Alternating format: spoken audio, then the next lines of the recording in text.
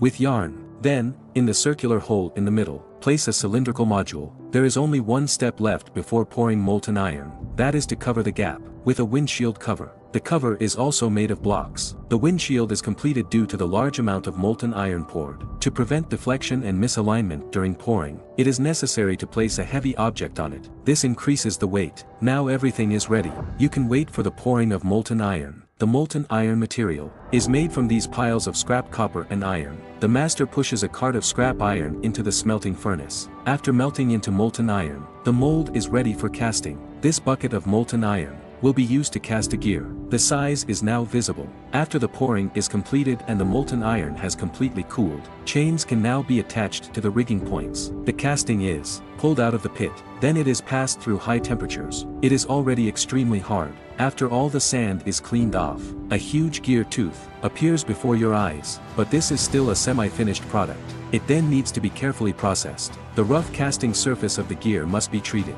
under the patient and meticulous processing of the master. After the rough surface is smoothed, this giant piece of scrap metal is transformed into a finished gear. It can then be sent for tooth processing. I have to admire the exquisite craftsmanship of the masters and their wonderful creativity. So, how would you rate this kind of processing method?